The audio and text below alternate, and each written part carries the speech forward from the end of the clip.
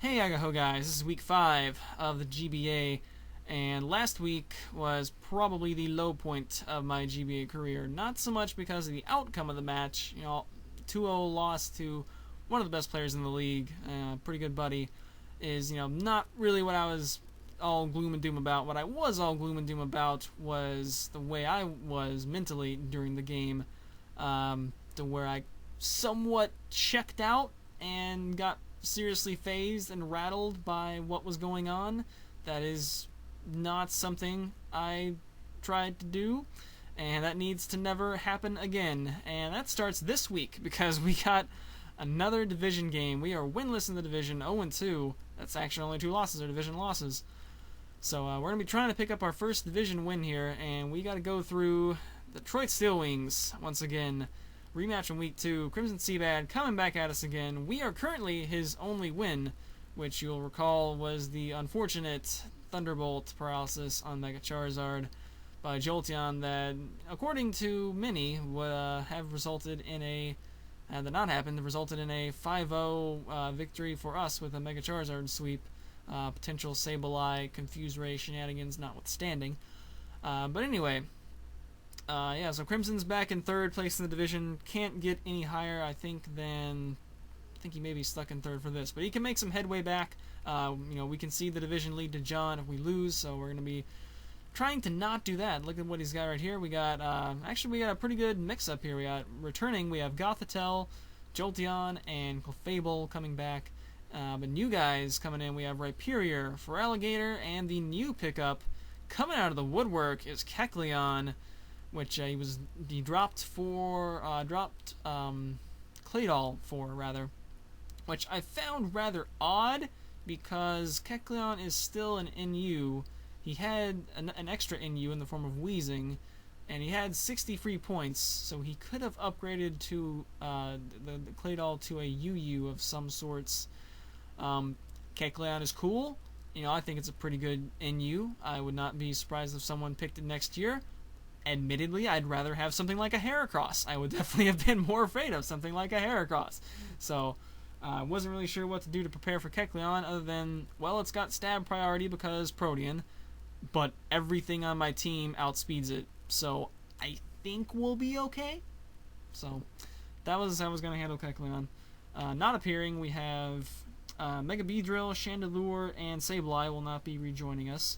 And Skarmory and Weezing did not get to join any of the parties. So go ahead and pull out what we got here.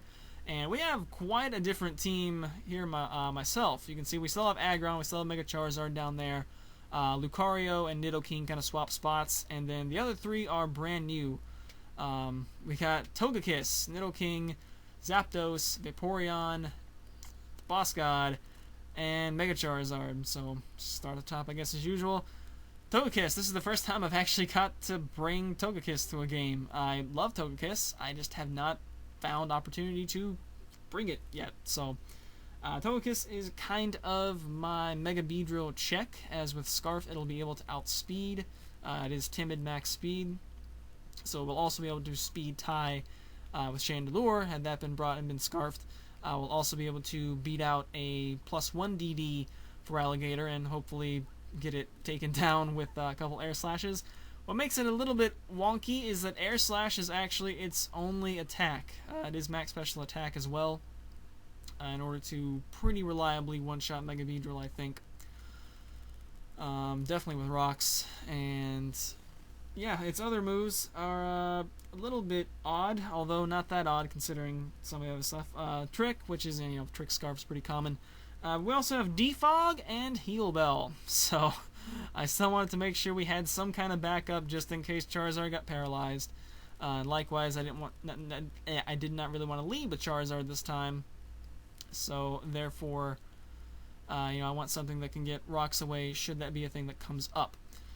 I will throw this out as a fun little factoid.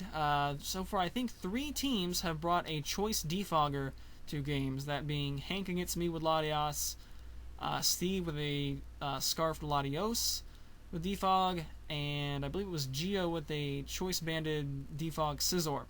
All 3 of those teams have lost. So we're going to be seeing if we can break the curse of the choice defog with Togekiss this week.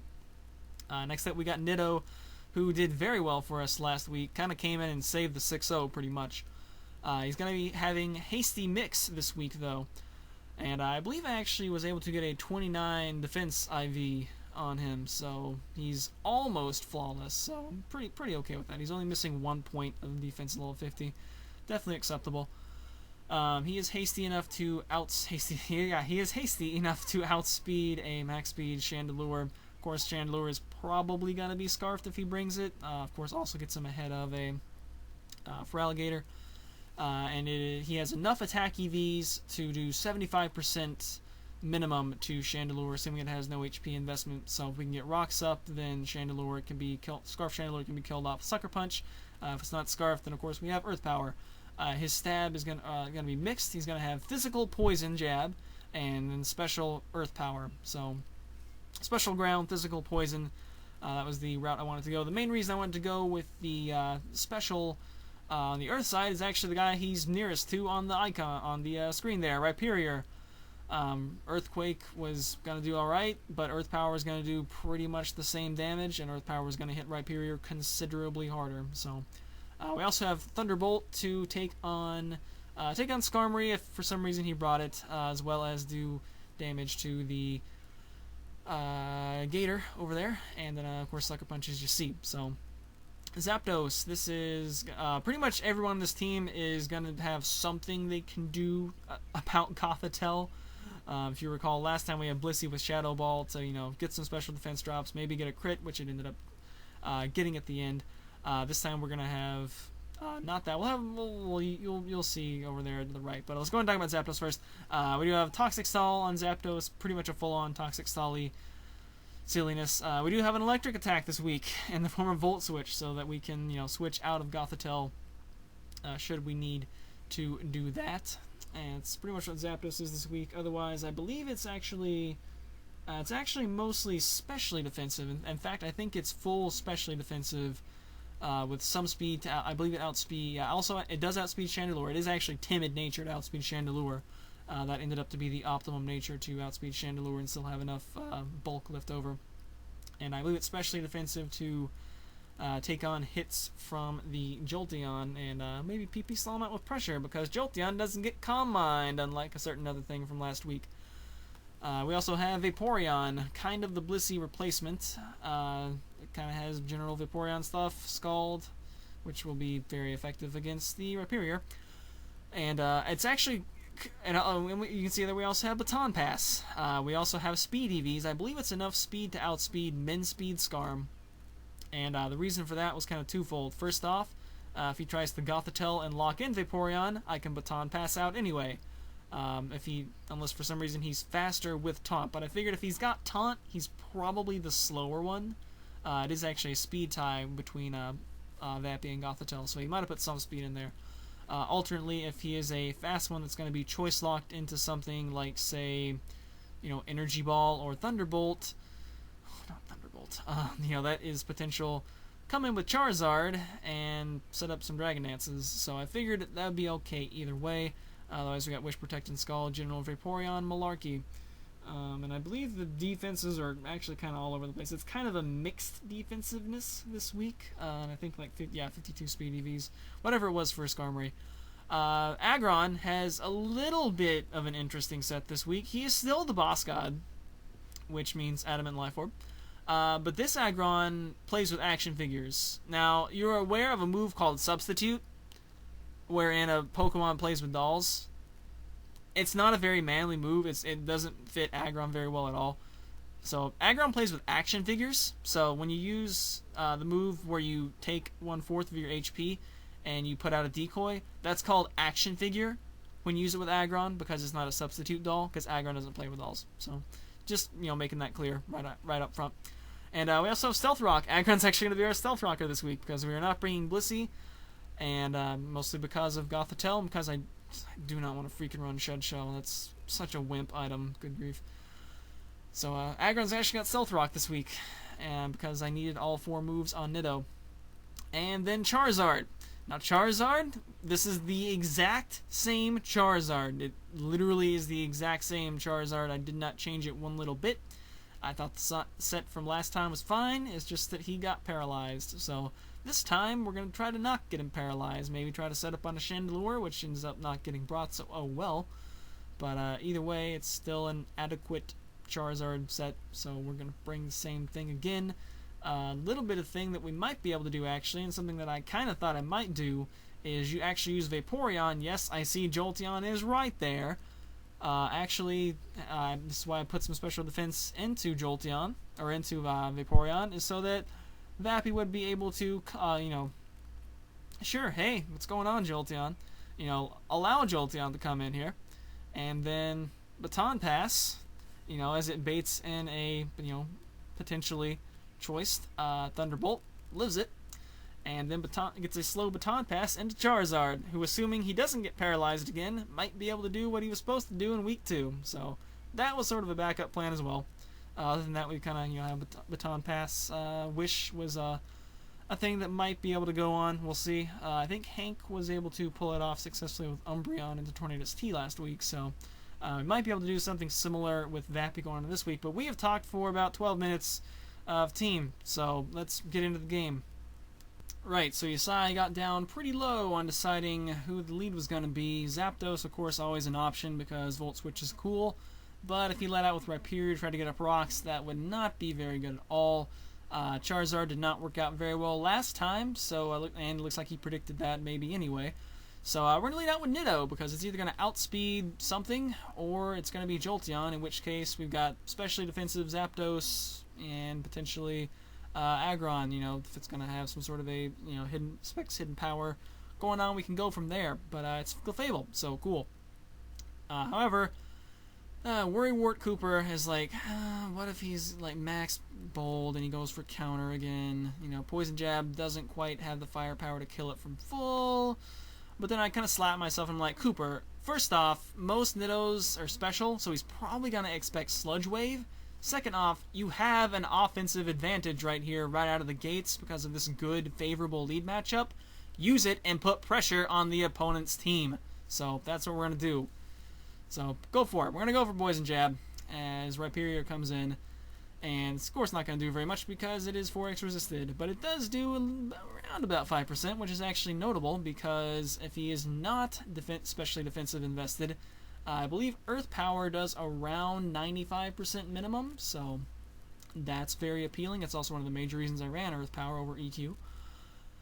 And I'm thinking about it, like, I don't really want to switch because anything I switch in, especially if I do something, make a wrong switch and he's Choice Banded especially, you can probably one-shot or two-shot anything on the team, and that's not very good. I figure if nothing else, Earth Power is going to do mad damage to this thing, and it's going to put it in range for Charizard Dragon Claw. This is currently, you know, something that would prevent a Charizard sweep from happening.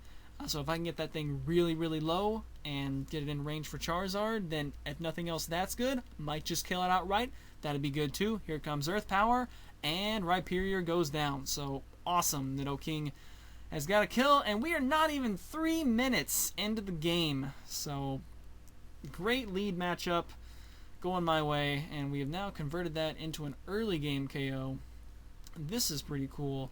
And he's going to drop in Gothitelle, so admittedly not the primary thing on my team you would think he would want to trap, but it's been trapped nonetheless. So first thing I'm looking at here is how much do I take from Psychic, and if he's actually uninvested in Special Attack, I think I actually take pretty much the same amount from Psychic or Psyshock because of being hasty, which is not quite enough to KO from full, so I'm cool with that.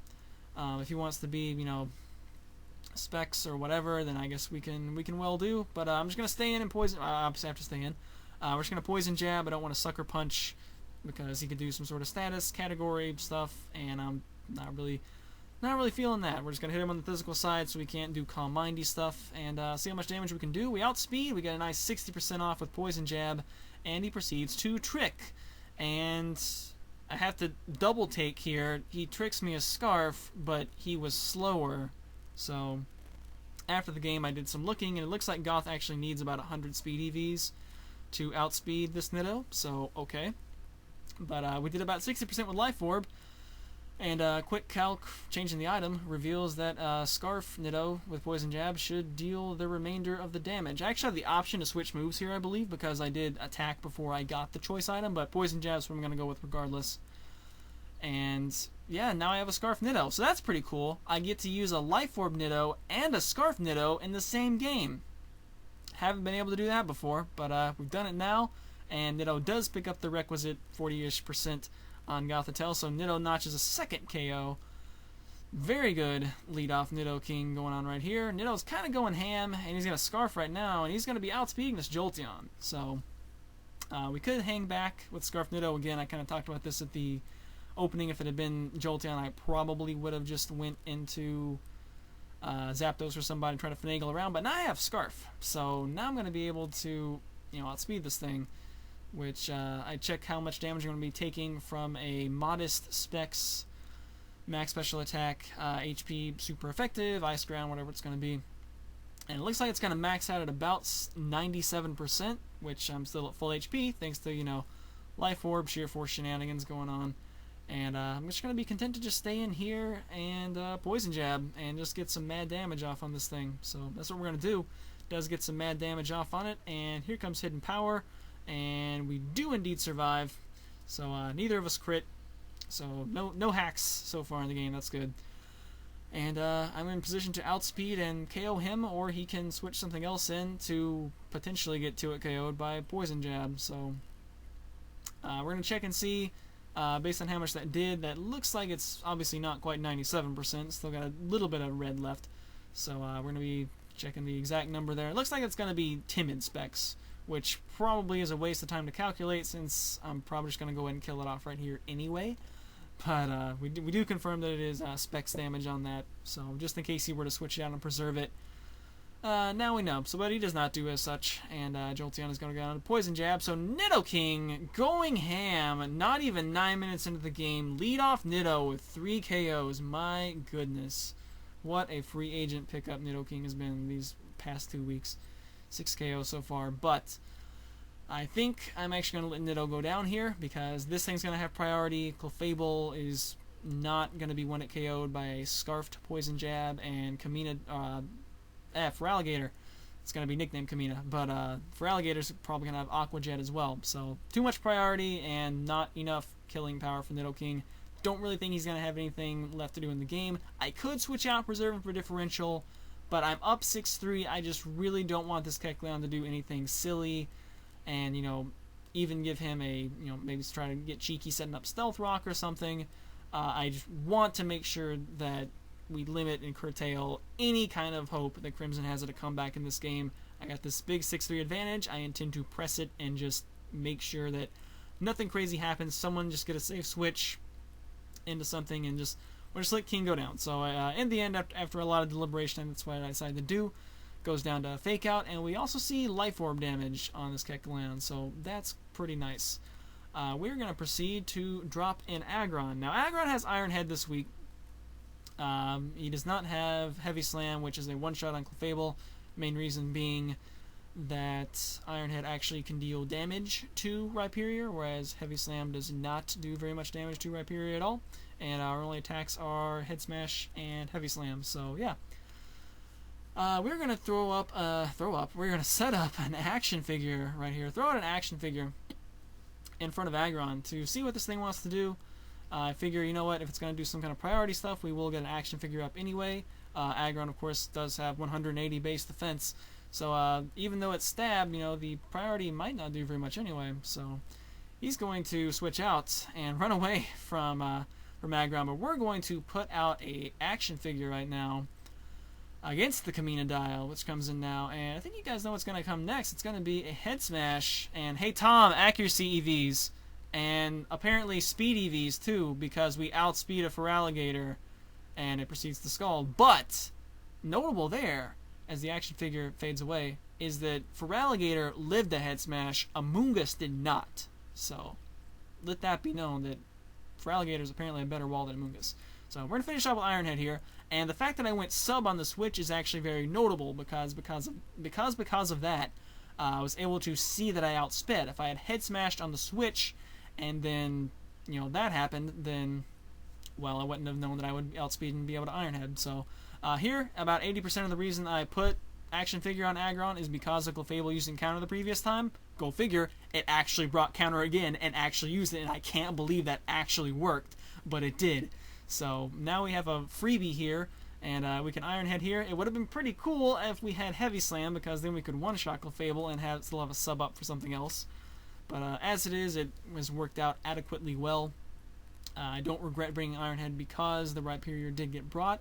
And we're just going to be able to pick up a 2-hit KO here with Iron Head, kind of like last time, except with better pro plays with action figures instead of lucky Iron Head flinches. So cool. Once again, Kecleon comes in, and this is his last thing now, and at this point it's pretty much in the bag, especially because of having Life Orb, but he can still have Recover with Life Orb. Kecleon gets Recover, and of course he's got Priority. So I'm going to preserve Aggron. Aggron's picked up 2 KOs this game. We're going to, help out his differential. I'm pretty sure he's just going to go, Fake Out's not going to kill, but I expect he's going to have at least one of Sucker Punch or Shadow Sneak, and obviously I don't have enough HP left to throw another action figure out there to dodge a Sucker Punch, if that is what he went for. So we're going to switch out here, and I guess we're just going to go into Dose and make sure he's on a timer, which is, kind of one of those like, Cooper, why are you wasting people's time? He does Fake Out. He gets a crit, so that is quite a bit of damage. Then again, this is not a physically defensive Zapdos, so Kecleon does get a pretty good hit off there, though, and I just want to put a Toxic on him to make sure that he is going to be definitely on a timer if he does have Recover to negate the Life Orb damage. No crit on the Shadow Sneak there. So we're going to be in pretty good shape. It's going to be Poison now, and the only attackive move that I really have, I guess, is Volt Switch, which Kecleon has pretty good special defense, and it's probably going to do about 25% at most. So I'm just going to Roost here and, do whatever and preserve differential, I guess. Make sure Dose is going to survive. Actually gets some decent damage off there with Shadow Sneak, as the hype train, if you guys can hear, is coming through. As we're just going to close the game out with Zapdos, it looks like. As Kecleon's going to get some poison damage, and I think we're going to Roost again once again here. I still don't think that Volt Switch is quite going to kill it. So Shadow Sneak comes and does get a crit this time. But again, we're just going to Roost up, and now that we are at range to live whatever sort of attack it goes for, and with poison damage and with Life Orb damage, he is well within range now of Volt Switch. So we're just going to go ahead and finish him off with Volt Switch here, potentially after another Shadow Sneak. And that's going to be the game. So we got a 5-0, not with a Charizard sweep. We actually had 3 guys in the back this time. We just went between Aggron and Niddo, and then Zapdos kind of came in at the end. So Aggron and Niddo continuing their momentum from the previous game, doing super well. So that's going to actually be our first division win so far this season, and a pretty good score as well. 5-0. I will gladly take that. Not a 6-0. I could have switched out and preserved Niddo, but at that point I wasn't going to press that issue and try to go for a 6-0. Just play a little bit more safe, and make sure nothing bad happens, and make sure we pick up a win. And 5-0 is still definitely very, very good. We already got 2 6-0s this season. Do we really need a third one in a 10-week season? So that actually does put us at 1-2 in division play, but +3 differential in division play. So that's kind of cool, I guess. Differential is definitely looking pretty good, which is a plus. So this is another one of these games where I want to say good game, Crimson, but I kind of feel bad doing so, because I'm sure he's aware that he made some mistakes along the way. So, but well, it was an enjoyable romp if nothing else. It was definitely one of the fastest definitely the fastest GBA game I've ever had, and one of the fastest games I've ever had, period. So Niddo kind of came in and did stuff. So, but this is still Crimson's first season, so he's still got a lot to learn, and he's only halfway through this season. So definitely looking. This is obviously the second game, so I will not play him again until the next season, as far as in the league anyway. So by that point we'll have of course brand new teams. So looking forward to seeing what he will pick up for next year. But Crimson is not done with division play by any stretch of the imagination. We are 3/4 of the way done. We only have one more game, big game with John left on week 9. Crimson actually still has to play John twice. If you recall, in the original schedule, they did not play at all, which was very, very wrong. And so we had to scramble and fix it. And I believe they play twice in the last 3 weeks, do Crimson and John. So he's still got some room to make some noise and, potentially play spoiler for, in some way or another. So, definitely looking forward to seeing his continued improvement throughout the season. Should be good. I guess some other remarks about my team, which half of it did not come out. So, we've had 2 games so far where we had 2 pokes that did not appear. Well, we've now had a game where literally half the team did not hit the field. So I guess the next goal is to try to win with only 2 pokes, apparently. A couple of other miscellaneous notes. Splash Woman was being very cantankerous with me this week, and I was actually a male Vaporeon this week because I bred about 150 EVs and got approximately 10 females, and none of them, despite both parents being, no 31 on the attack, but the rest attack 31s. None of the females were 5/31s. So yeah, the game just did not ordain it for me to have Splash Woman this week. So instead we had Splash Woe Man, but she didn't hit the field. So I just wanted to call out the game for that, for being stupid and giving me some of the worst breed luck I've ever had. Other than that, yeah. The Aggron set. I actually did not originally intend, I don't think I said this, I did not originally intend to run max speed. I had just enough speed to outspeed max speed min speed Skarmory, but I looked at it and I was like, if I'm giving respect to Rhyperior for running Iron Head over Heavy Slam, which would otherwise be a great thing to have against Clefable in that situation, being able to keep the action figure up and kill it in one shot with Heavy Slam, I may as well run max speed, because that way if he is some kind of crazy Jolly max speed, Rhyperior, Rock Polish set, whatever, I can still outspeed him with Aggron, assuming Rock Polish is up. So I figure if I'm gonna go all in on being able to do something against Rhyperior with Aggron, I may as well go all in. Go figure, he runs a min speed Feraligatr, and it actually ends up to work to perfection. If I had ran the not max speed Aggron with a little bit of extra, mostly meaningless bulk, then that cool thing doesn't happen. So, and he also didn't have Aqua Jet, so he had Scald, so I guess he was just flat out Special Gator, which I guess Scald will get Sheer Force boost, so that's kind of cool. That also means it doesn't burn, so I'm cool with that. But Pokemon of the game, well, this one should be pretty obvious. It's of course gonna be Nidoking. Just came blazing out of the gate, just boom, boom, boom, man. Just within 9 minutes, he had 3 things down. Absolute madness. Madcap offense. Got tricked to Scarf, did some damage with Life Orb, near one-shotted a Rhyperior, and then just 2-hit KO'd a couple of other things with Poison Jab, and just that big 6-3, 9 minutes in, just tore it open, and then didn't look back from there. And that was pretty much the pace that Nido got us to in the game, and then we kind of just held tempo from there with Aggron, and then finished the game up with Zapdos. So that's pretty much how this game went. It was Nido, Aggron, Zapdos, win. That was it. So a very atypical game, but I will gladly accept the 5-0 win. So thank you, Crimson, for the game, however brief it was, and good luck to you the rest of the season. It's not looking great for Crimson's playoff hopes, and we are, of course, kind of still competing with him for a playoff spot, but I'm looking forward to seeing what kind of noise he can make. So that said, let's go ahead and look at the next week, which is another game that I really need to win.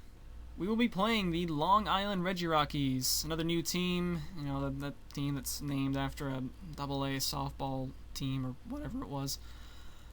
Anyway, coached by Nips, and coming off of his rivalry game with Shady Penguin, and probably infuriating. Look at that Regirock, it's pretty bad. Probably an infuriating loss to Shady 2-0, as Shady drafted and brought the Regirock, the shots fired mascot snipe. So, but anyway, Nips is 1-4, -12, definitely at the back of the Ruby division. I guess that's a good jump into the Diamond division standings update, which we got Crimson, of course, who we just beat, is 1-4, -11, so pretty much in the same boat as Nips, I guess. And you can see, of course, we there are 3-2 at +14. Pretty good differential, I would say.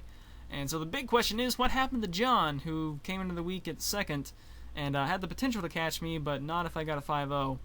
And I kind of feel really bad about this, because I know John was playing with a heavy heart this week, I'm pretty sure. But I did get the privilege to watch this one actually happen live, because he played Gym Leader Geo, aka Disconnection Jones Season 4, because of the faulty capture card messing up his 3DS's Wi-Fi connection. So they just decided to play it on Showdown, which means that we got to spectate it. So that was really cool. You know, a lot of pulse pounding plays, some you know, cool moves that went on in that game. If you haven't watched it, then go ahead and pause the video and do so, because I'm about to spoil the result. Anyway, so the result was that John actually lost 2-0. So that means it opens a little bit of breathing room for us. After last week's game, you know, John had caught back up.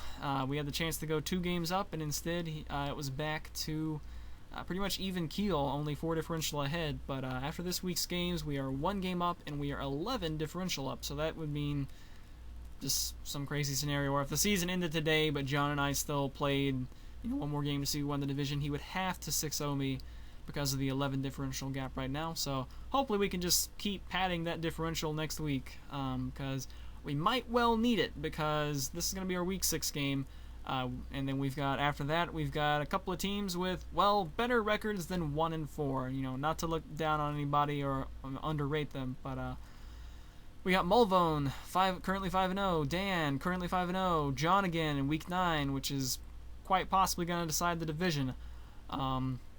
And then, of course, Miguel, who is currently 4-1, but probably should have been 5-0 if he knew how happiness worked. So, yeah, some very stiff competition coming up for us here at the end. I wouldn't be surprised if we dropped at least 1 more game, so I definitely want to go ahead and try to pick up a win here, potentially by a good margin. But I'll honestly, at this point, the differential is good enough that if we just keep winning, I think we'll be all right. But, yeah. Definitely want to get this win, because it's going to be really tough to go 4-0 in the last 4 weeks. And hopefully we can get this win. Maybe we can afford to go 3-1. Just give myself more breathing room is really what I'm looking at here, because it does not look good for myself and John both making the playoffs. Looks like the wild card is going to run through the Pearl division, as Dan is 5-0. Shady, I believe, is 4-1 after the win over Nips this week. So I mean, it's one of those two, as poor Tup, man. Tup is way at the back of the Pearl division. He just keeps getting assaulted outside his own house by, you know, maybe some opposing coach, I don't know. But he is well at the back of the Pearl division. Has not sufficiently recovered, I guess, from the 6-0 in week 1 that we gave him. So, but yeah, it looks like either Shady or Dan is going to win that division, and it looks like the other one is currently in the best position to get the Sinnoh Conference wildcard spot. So safest bet for us to make the playoffs is definitely just by winning the division outright, and that is, of course, what we're going to plan to do. So got a little bit of a breathing room right now, but it can definitely be closed up pretty quick if we falter. So that's going to be it for this video, guys. Thanks for watching. I know it was a little bit shorter, at least, of a battle. We kind of put a little bit too much extra fluff around it, but hope you enjoyed. See you guys next week versus Nips. Later days.